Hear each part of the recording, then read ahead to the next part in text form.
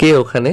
মাহাত নিজের প্রতি আরেক দফার বিরক্তি নিয়ে ছাদ থেকে নেমে আসার জন্য পা বাড়ালো, কিন্তু কিছু একটা আওয়াজে পা থেমে গেল। তাকালো পিছনে, এগিয়ে গেল ছাদের কিনারায়। সদর দরজার সামনে কারো অস্তিত্ব টের পাওয়া যাচ্ছে।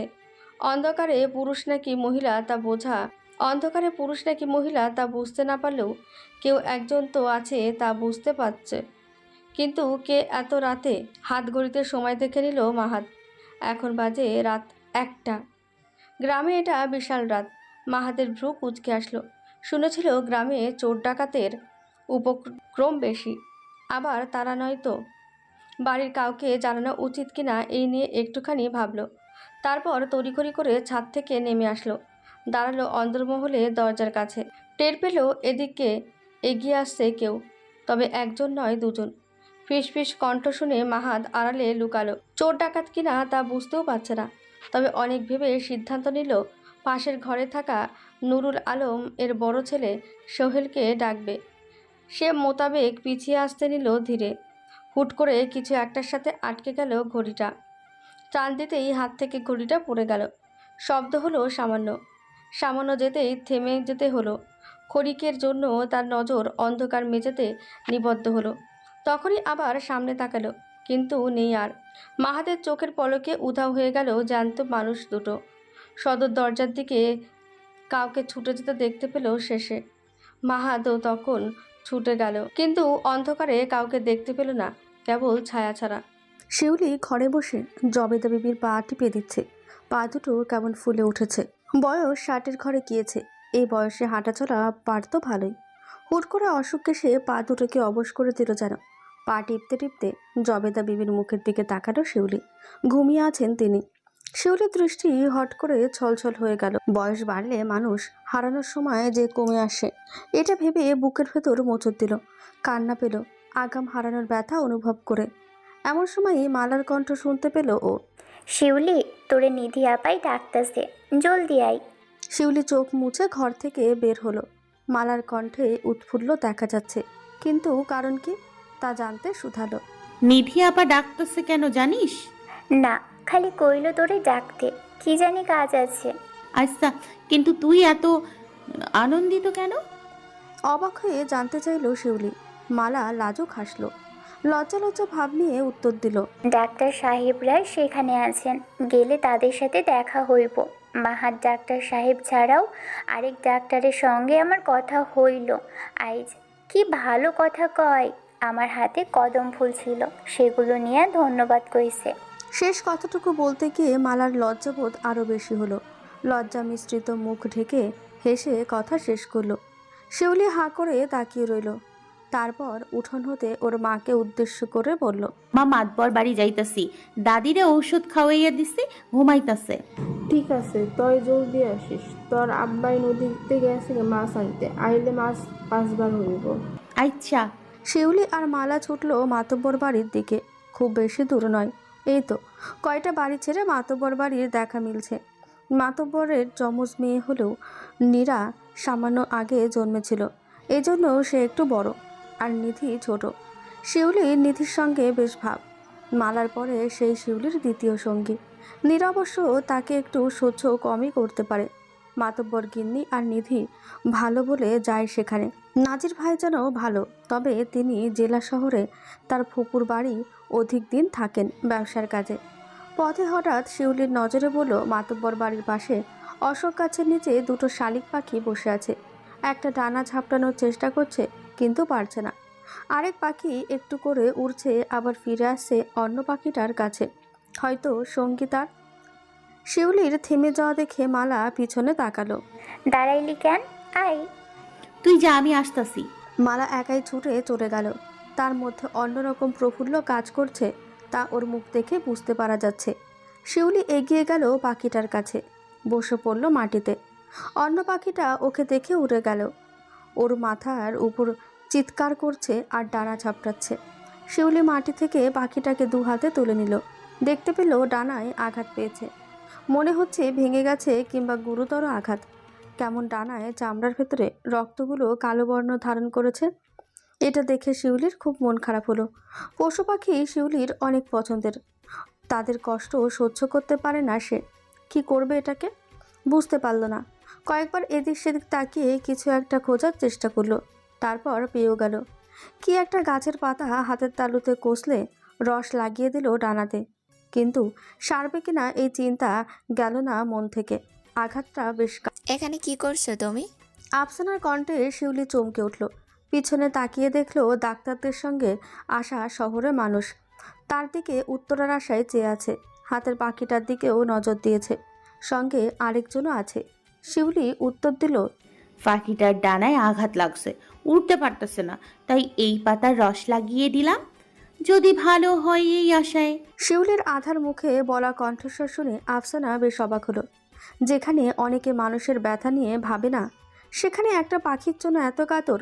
শিউলির এই ভালোবাসা দেখে আফসানা মুগ্ধ হলো। বলল, এটা নিয়ে তুমি আমার সঙ্গে এসো, আমাদের কাছে ব্যথা সারানোর ঔষধ আছে। শিউলির চোখে মুখে হাসি উপচে পড়ল। অধর জোরে বিস্তার হাসি ফুটে উঠল। যেন আনন্দের বন্যা বইছে চোখে। উৎফুল্ল হয়ে বলল সে। ডাক্তার আপা, আপনারা অনেক ভালো। আফসানা হাসে। যেতে যেতে বলে, ডাক্তার হইনি, তবে হব ভবিষ্যতে। এখন চলো আমার সঙ্গে। শিউলি ওদের পিছু নিয়ে হাঁটতে শুরু করলো। মাথা উপরে সঙ্গে পাখিটা উড়ছে, তা চেঁচিয়ে যাচ্ছে। সে আকাশের দিকে তাকিয়ে একটা তৃপ্তিময় হাসি দিয়ে চলে গেল। মালা তড়িঘড়ি করে বাড়ির ভিতরে প্রবেশ করছে। চোখে মুখে হাসি লেপ্টে আছে। দূর থেকে কেউ একজন তাকে দেখে এগিয়ে আসে। পথ আগলে দাঁড়ায় সামনে। এত ছোটাছুটি কেন? মুখ থেকে হাসি সরছে যেন, কারণ কি? মালা থেমে গিয়েছে। পথ আগলে ধরা মানুষটার দিকে তাকালো ভালো করে। অতি পরিচিত মানুষ, মাতব্বর বাড়ির ছোট ছেলে নাজির। মালা হাসি হাসি বদনখানি রেখেই উত্তর দেয়, নাজির ভাই, নিধি আপা আসতে কইছিল, তাই আইলাম। কামিনী পিছনে আইতাছে। আর আপনি শহর থাইকা আইলেন কখন? নাজির থাই দাঁড়িয়ে রইল। খানিকটা সময় চুপ করে রইল। মালা তাকিয়ে ওর ভাবসাব বোঝার চেষ্টা করছে। অতঃপর নাজির মুখ খুলল, ছুটাছুটি করো, কিন্তু বাড়ির পশ্চিম দিকে যেন যেতে না দেখি। আমি আজই ভোরবেলা এসেছি। মালার হাসি হাসি বদনখানি হয়ে গেল সামান্য। শুধালো, কেন? ওদিকে গেলে কি হইব? আমার সমস্যা আছে, বলেছি যাবি না ওই দিকে। নাজিরের কণ্ঠে সামান্য রাগ মিশ্রিত। মালা ঠিক বুঝল না নিষেধ কেন করল। তবে সে মাথা নাড়িয়ে সায় জানালো। তার আসল কাজ হবে না ভেবে একটু মন খারাপও করলো। তারপর চলে যেতেই পা বাড়ালো। নাজির পিছন থেকে বলে উঠল, শহরে মানুষ দেখে এত আনন্দিত হতে নেই, কারোর সেই আনন্দ বিষাদ লাগে। মালা তৎক্ষণাৎ পিছনে ফিরে চাইল। ড্যাব ড্যাব করে নাজিরের দিকে চোখ চেয়ে রইল। বিস্ময়কর দৃষ্টি। কি বলল, কেন বলল, মালা কিছুই বুঝতে পারল না। তবে এতটুকু বুঝল, তাকে বলেছে নাকি ভুল শুনেছে। মালা তা জানতে শুধালো। কি কইলেন? না কিচ্ছু না, না যা। নাজির সেই স্থান ত্যাগ করলো। চলে গেল বাড়ির সদর দরজার দিকে। মালা খানিকক্ষণ স্থির হয়ে দাঁড়িয়ে থাকলো। একটুখানি বোঝার চেষ্টা করে আবারও নিজের গন্তব্যে ছুটল। আফসানা পাখিটার ডানায় আঘাত সারিয়ে তোলার জন্য ঔষধ লাগিয়ে দিচ্ছে। শিউলি দু হাতে আলতো করে পাখিটাকে ধরে রেখেছে। রাজিয়া আর রত্না পাশে দাঁড়িয়ে আছে। রত্না ভীষণ বিরক্ত। তার মুখ দেখে স্পষ্ট বোঝা যাচ্ছে। ঔষধ লাগানো শেষ হতেই শিউলি উঠে পড়ল। হাসি মুখে আফসানার উদ্দেশ্যে বলল, আপা, আপনি খুব ভালো, আপনারে অনেক কৃতজ্ঞতা। আমি এটারে ছেড়ে দিতাম নাকি নিজের কাছে রাখতাম? 1-2 দিন রাখো, ডানা সারলে ছেড়ে দিও। শিউলি মাথা নাড়িয়ে ঘর থেকে বেরোলো। রত্না তখনই বলে উঠল। আফসানা তার বিরক্ত বুঝতে পারল। রাজিয়া বলল, এমন করে বলিস না, সৃষ্টির সেবা করা মহৎ কাজ। রত্না আর কথা বাড়ালো না। আজ একটু নিস্তার মিলেছে। বিকেলে পাশের গ্রামে যেতে হতে পারে। ও চলে গেল গোসলখানার দিকে। শিউলি হাঁটছিল, তার সবটুকু মনোযোগ হাতে পাখিটার দিকে। ডানার ওষুধ লাগাতে পেরে মহা খুশি সে। হাঁটতে হাঁটতে সামনে কারো কণ্ঠ শুনে তাকালো সেদিন। মাহাদ আর নাজির কথা বলতে বলতে এদিকেই আসছে। মাহাদ শিউলিকে দেখতে পায়নি। ওরা আরেকটু কাছাকাছি আসতেই নাজুর সামনে তাকালো। শিউলিকে দেখতে পেয়ে হাসলো। শুধালো, শিউলি, কেমন আছিস? এখানে দাঁড়িয়ে কি করছিস? এই তো পাখিটার ডানায় আঘাত লাগছিল, ডাক্তার আপা ঔষধ লাগিয়ে দিল। মাহাদ এবং নাজিরের দৃষ্টি তার হাতের পাখিটার দিকে গেল। নাজির হাসলো, বলল, ঠিক আছে যা, তোর সখীরে দেখলাম ছুটছিল নিধির ঘরের পানে। শিউলি চলে আসতেই নিল। মাহাতের দিকে তাকানোর সাহস কেন যেন হলো না। কেমন যেন অনুভূত হয় তাকালে। লোকটা তার দিকে এক দৃষ্টিতে চেয়েছিল, এতটুকু আর চোখে খেয়াল করেছে। ওদের পেরিয়ে এসে শিউলির কি হলো কে জানে, দাঁড়িয়ে পড়ল সেখানে, তাকালো পিছনে। তখনই মাহাতও পিছনে ফিরে তাকিয়েছে তারই পানে। দৃষ্টির মেলবন্ধন যেন আশ্চর্যজনক। শিউলি লজ্জায় দৃষ্টি নামিয়ে ছুটে চলে গেল সেই স্থান থেকে। মাহাত সেই কাণ্ডে হেসে উঠল ঠোঁট চেপে। নাজির খানিকটা এগিয়ে গিয়েছিল, মাহাত তার সঙ্গ ধরল। ক্ষণিকের মধ্যে ভালো একটা সম্পর্ক গড়ে উঠল নাজিরের সঙ্গে। ছেলেটা বেশ ভালো মনের। সাহিলকে খুব একটা সুবিধার লাগে না।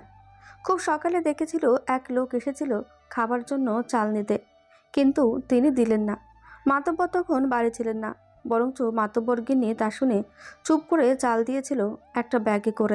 আপা আসতে দেরি হলো না? পাখিটাকে বাড়ি থুয়ে আসলাম তো তাই। নিধি দরজার দিকে তাকালো। শিউলিকে দেখে তার প্রশ্নের উত্তরে জানতে চাইল, কি পাখি? শিউলি সবটা খুলে বলল। নিধি শুনে ওরে বসতে কইল। মালা ওর না আসাতে একটু আগে চলে গেল সে জানালো। শিউলি পাশ থেকে তেলের পাত্র নিয়ে নিধির মাথায় দিতে আরম্ভ করলো। মূলত এই কারণে আসতে বলেছিল। শিউলির হাতে তেল মালিশ নিধির অনেক পছন্দ। তার হাতে জাদু আছে বলে সে। শিউলি আশেপাশে তাকালো, কিছু একটা খুঁজে না পেয়ে শুধালো। আপা, নীরা আপা কোথায়? নিধি বিরক্তির শ্বাস ফেলে বলে, শহরে ডাক্তারদের ঘরের দিকে আত্মীয়তা করছে।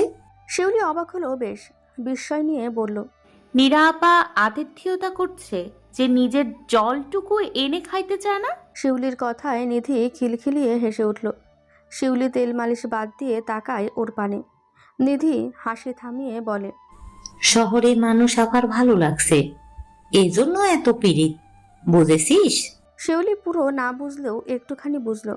তারপর কি মনে করে শুধালো, আপা, শহুরে ডাক্তার সাহেবরা কেমন? শহুরে মানুষ কি ভালা হয়? কেমনে বলবো, আমার কারো সাথে কথা হয়নি, তবে ভালোই মনে হয়েছে, শুধু একটা মেয়ে বাদে। কেমন তাচ্ছিল্য করছিল গ্রামের কাদামাটি আর মানুষদের নিয়ে, আড়াল থেকে শুনেছিলাম একটুখানি। শিউলি চুপ হয়ে গেল। তেল দেওয়া শেষ করে বিনুনি করে দিল। দুজনে বসে খানিকটা গল্প করলো। হঠাৎ মনে পড়ল ওর আম্মা তাড়াতাড়ি বাড়ি যেতে কইছিল। আপা আমি যাই, আম্মা তাড়াতাড়ি যাইবার কইছিল, আমি ভুলে গিয়েছিলাম। শিউলি ঘর থেকে বেরিয়ে ছুটল। দরজা বেরোতে সামনে আবারও মাহাতকে দেখে থেমে গেল। যখনই দেখা হচ্ছে এই ছুটোছুটি নয়তো আকস্মিকভাবে। মাহাতের আগমনে শিউলি মাথা নিচু করে হাঁটতে লাগলো। মাহাত মূলত ওর জন্যই অপেক্ষা করছিল। শিউলি তাকে পেরিয়ে যেতেই মাহাতও পিছু নিয়ে চলল। যেতে যেতেই বলল, শোনো, তোমার সঙ্গে আমার কিছু কথা আছে। সন্ধ্যায় আসবে নদীর পাড়ে? শিউলি অবাক চিত্তে তাকালো পিছু। কি কথা থাকতে পারে যার জন্য সন্ধ্যাবেলায় ডাকছে নদীর পাড়ে? লোকে দেখলে মন্দ বলবে। কি কথা আছে আপনার, কইয়া দেন এইখানে। না কিছু না, যাও তবে। শিউলি পা চালালো। তার বুক অজান্তে ধুকপুক করছিল। আশেপাশে তাকিয়ে সে চলে গেল। তবে কিসের লাগিয়ে ডাকছিলে এটা জানার আগ্রহ প্রকাশ করলো মন। এটাই কি তবে সেই সোনার কন্যা? মাহাত কাঁধে কারো হাতের স্পর্শ পেল। কণ্ঠ সাইদের তা বুঝতে অসুবিধা হলো না। ও না তাকিয়েই প্রত্যুত্তর করলো, হ্যাঁ, লাগছে না তেমন। আর একটু সুন্দর হলে বেশ হতো।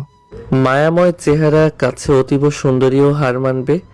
চোখ দুটো দেখেছিস? মনে হয় যেন বিশাল সমুদ্র, যেখানে যে কেউ ডুবতে চাইবে। মাহাত একটু থেমে আবারও বলে, প্রথম যখন দুটো চোখ আমার চোখে পড়েছিল, ক্ষণিকের জন্য মনে হয়েছিল আমার হৃদয় বুঝি ঝড় বয়ে গেল। অজানা অনুভূতি আমার ভেতরে নাড়া দিয়েছিল।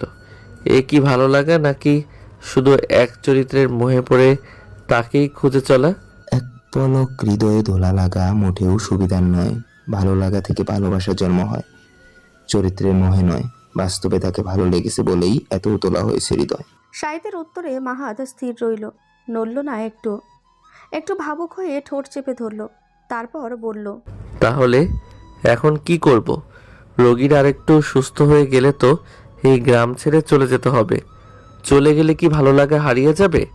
খুঁজবো না সোনার কন্যাকে?